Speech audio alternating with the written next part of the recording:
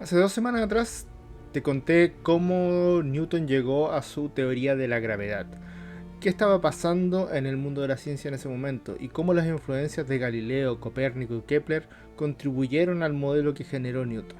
Gracias a los avances de Newton pudimos descubrir la forma en que funcionaba esta fuerza que atrae los cuerpos entre sí, esta fuerza que hace que una manzana caiga al suelo y que hace que la luna orbite alrededor de la Tierra y la Tierra alrededor del Sol. Pero, ¿es realmente una fuerza? Quédate y te sigo contando esta historia.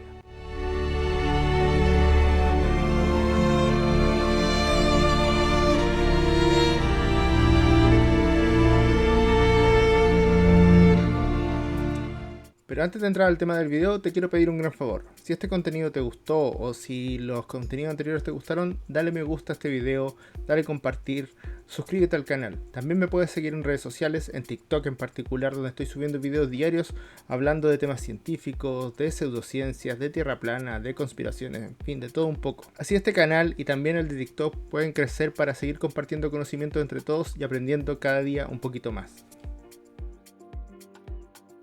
El siglo XIX, posterior al descubrimiento de Isaac Newton de esta descripción de la gravedad, vendría un periodo de mucho progreso en términos del desarrollo de la física. Cosas como el desarrollo del electromagnetismo por parte de Maxwell, que unificaría la electricidad y el magnetismo, el desarrollo de la termodinámica, la explicación de la termodinámica en términos de movimiento de átomos y partículas, sentarían bases sólidas sobre las cuales posteriormente Einstein construiría su teoría de la relatividad. Pero había una cosa más pasando en el mundo de la física que yo no me atrevería a llamar una base para la teoría de Einstein, pero sí un paradigma a romper. La teoría del éter luminífero.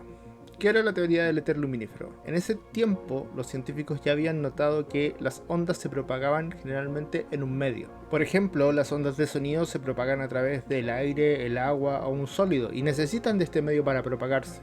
Por lo tanto, ya que en ese tiempo se consideraba a la luz como una onda, era también lógico pensar que esa onda de luz necesitaba un medio por el cual transmitirse, y este sería el éter luminífero. Durante esa época se ensayaron varias características que debía tener este éter, pero el consenso aproximado o la teoría más extendida implicaba un éter omnipresente, es decir, que llenaba todo el espacio.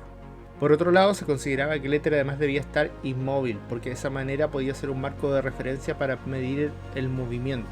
A la vez, y dado que el éter aparentemente no interactuaba con el resto de la materia, debiese ser invisible e indetectable, o por lo menos por métodos convencionales. Además, no debía tener fricción, porque, a pesar de ser omnipresente, los planetas, las estrellas y el resto de los cuerpos celestes se podían mover a través de este medio. Y debía ser también rígido y elástico, para permitir la propagación de las ondas de luz. Pero entonces, y a pesar de que en teoría el éter parecía explicar el comportamiento de la luz, los planetas y las cosas que veíamos, los físicos se lanzaron a hacer lo que hacen los físicos para comprobar las teorías, experimentos. Y así, por ejemplo, intentaron detectar el éter a través de la aberración estelar, es decir, el cambio en la posición de las estrellas por el movimiento de la Tierra. Finalmente esto resultó ser muy complejo de explicar y tendría explicación posterior con la teoría de Einstein, pero eso lo vamos a contar más adelante. También se intentó explicar el comportamiento del éter midiendo la velocidad de la luz en distintos medios, por ejemplo en agua o en vidrio. Las diferencias de velocidad de la luz en estos distintos medios darían algunas pistas de cómo se creía que funcionaba el éter. También se intentaron hacer experimentos con interferencia de luz, pero estos experimentos resultaron ser no del todo precisos. Una cosa importante que creo que hay que destacar de esta época es que todos los experimentos se hacían intentando comprobar que el éter existía. Había una suerte de idea preconcebida de que tenía que existir un éter, por lo tanto los resultados siempre se interpretaban pensando de antemano que este éter existía. Por eso hablo de que había una suerte de paradigma establecido en la ciencia de la época y los científicos de alguna manera estaban condicionados a querer ver el éter en todos los experimentos que hacían. Esto era así hasta la llegada del experimento de Michelson y Morley. Este experimento fue clave porque marca la caída final de la teoría del éter. Al no poderse encontrar evidencia del éter en este experimento, daría pie para que los científicos estuvieran abiertos a aceptar la teoría de relatividad de Einstein. ¿Pero de qué se trataba este experimento? La idea básica era que si el éter era una sustancia en la cual la Tierra se estaba moviendo, debía haber alguna dirección en la cual la Tierra enfrentara una suerte de viento de éter, es decir, una suerte de resistencia, lo mismo que pasa cuando tú te estás moviendo y de alguna manera el aire te pega en la cara. Por lo tanto, debía haber una dirección, en particular la misma dirección en la cual la Tierra se movía a través del éter, en la que la velocidad de la luz fuera menor. ¿Por qué? Porque estaría enfrentando esta suerte de viento de éter. Por el contrario, en la dirección contraria, la velocidad de la luz debiese ser mayor.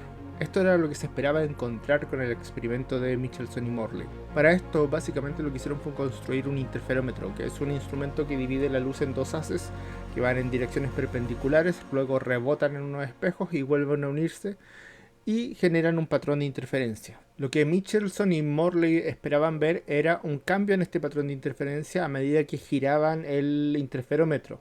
Esto significaría que la luz tenía velocidades distintas en diferentes direcciones. Pero lamentablemente esto no fue así. Por más que giraban el instrumento, el patrón seguía siendo el mismo, es decir, la velocidad de la luz era constante. Esto sería uno de los principios fundamentales de la teoría planteada por Albert Einstein. Pero en realidad Einstein construyó dos teorías de la relatividad. La primera, la relatividad especial, aplicaba solo a sistemas inerciales. Y la segunda, la relatividad general, ya incorporaba sistemas en movimiento y la gravedad. Partamos por la relatividad especial. La relatividad especial se basa en dos principios fundamentales. Uno es precisamente la invariancia de la velocidad de la luz. Es decir, la velocidad de la luz en el vacío es constante para todos los observadores, independiente de la condición de movimiento de la fuente de luz. Y el segundo principio es el principio de relatividad. Esto nos dice que las leyes de la física son exactamente iguales para todos los sistemas inerciales. ¿Qué son los sistemas inerciales? Son los sistemas que se mueven a velocidad constante. Esto quiere decir que no hay manera de distinguir entre un sistema en reposo y un sistema en movimiento a velocidad constante, es decir, sin aceleración, por las leyes de la física. Aquí quiero hacer un alto, porque es importante entender cómo Einstein se ve influenciado por otros científicos también. En particular, por ejemplo, este principio de relatividad ya había sido enunciado antes por Galileo. Galileo, de hecho, habla y da un ejemplo de que si tú te subes a un barco que esté moviéndose a velocidad constante y dejas caer una gota de agua, esa gota va a caer recta. O si subes un mosquito, el mosquito va a poder volar igual como si estuviera en tierra. Por otro lado, Einstein también se vale de las contribuciones de otro científico, de Lorentz.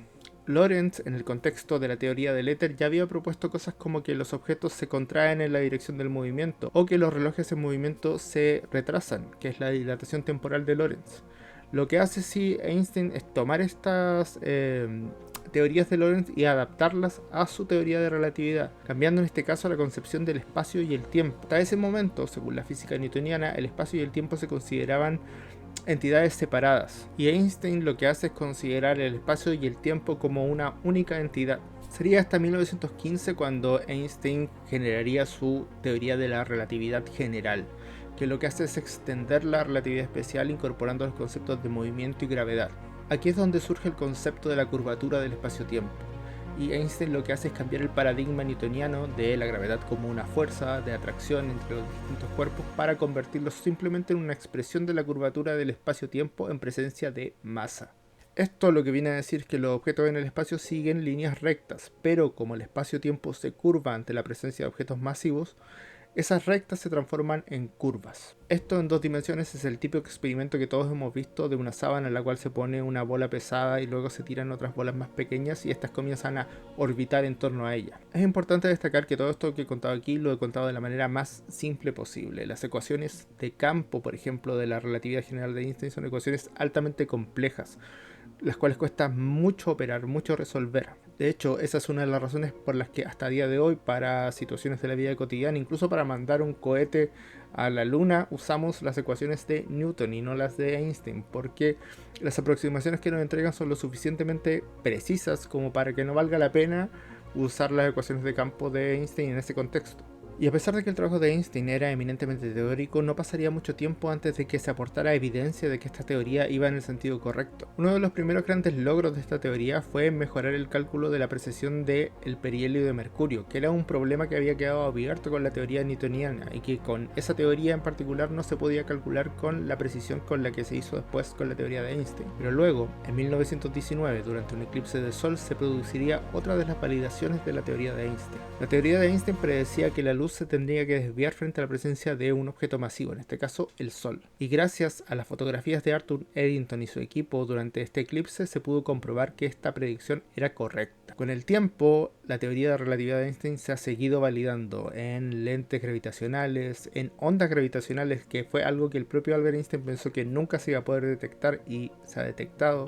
El hecho que no solo hayamos detectado, sino que además hayamos podido fotografiar agujeros negros es otra validación de las predicciones hechas por la teoría de la relatividad de Einstein. Con lo cual, a día de hoy, esta es la mejor descripción que tenemos del comportamiento de la gravedad en particular y en general del espacio-tiempo. Pero aún así, queda camino por recorrer. Queda aún descubrir cuál es la naturaleza intrínseca de la gravedad y con ello la naturaleza intrínseca del espacio y el tiempo. Y esto por la aparición de otra teoría que vino a mover un poco el piso de la teoría de la relatividad de Einstein, la teoría cuántica. Y este es el gran problema en el que está trabajando la física moderna, el poder hacer compatibles la teoría de lo más pequeño con la teoría de lo grande, que es la relatividad general, y encontrar una gravedad cuántica.